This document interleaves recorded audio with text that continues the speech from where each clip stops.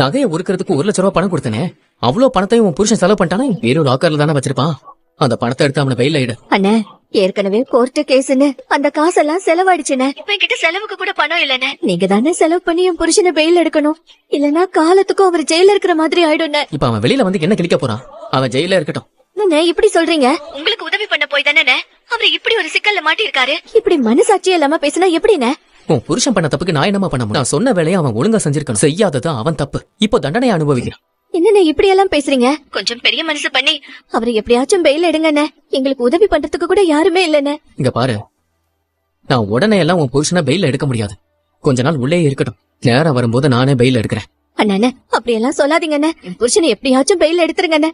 நான் சொன்னா புரியாதா உனக்கு? முதல்ல போன வைமா.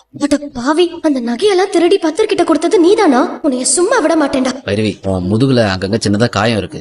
நான் வேணா மருந்து போட்டு விடவா? அதெல்லாம் வேண்டாம், நானே போட்டுக்கிறேன். நான் உனக்கு மருந்து போடுறதுல ஆட்சேபனை இருந்துச்சுன்னா நான் வேணா காயத்ரி வர சொல்றேன். அவ வந்து உனக்கு போட்டு விடுவா. ஏன் கஷ்டப்படுற? இல்ல பரவாயில்ல, வேண்டாம், நானே போட்டுக்கிறேன். என்னால நீ ரொம்பவே சிரமப்பட்டுட்ட பைரவி. பாக்குறதுக்கே எனக்கு மனசுக்கு ரொம்ப கஷ்டமா இருக்கு. இந்த ராமசாமியை கொண்டுட்டு நான் ஜெயிலுக்கு போயிடுறேன். அப்பதான் என் ஆத்திரம் அடங்கும்.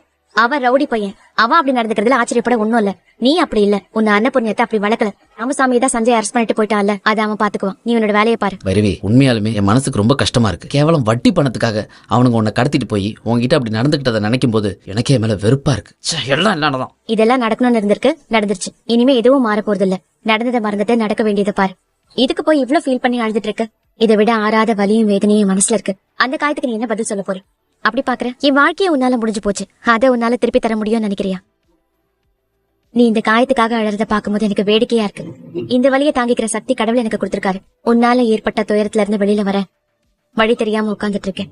பைரவி, உன் விஷயத்துல நான் செஞ்சது மன்னிக்க முடியாத துரோகம் தான். அதுக்கு நீ என்ன தண்டனை கொடுத்தாலும் நான் ஏத்துக்கிறேன். உனக்கு தண்டனை தர்றதுக்கு நான் ஒன்னும் நீதி தேவதை கிடையாது. நீ எனக்கு டிவோர்ஸ் கொடுத்தாலே அதுவே எனக்கு பெரிய விடுதலை தான். சரியா, ஸ்கூட்டி இங்கதான் இருக்கு. இதுல போயிட்டு அவன் எங்க போறான், யாரு சந்திக்கிறான்னு ஃபாலோ பண்ணி பாப்போம். பரவாயில்ல, சாவி வண்டியிலேயே இருக்கு.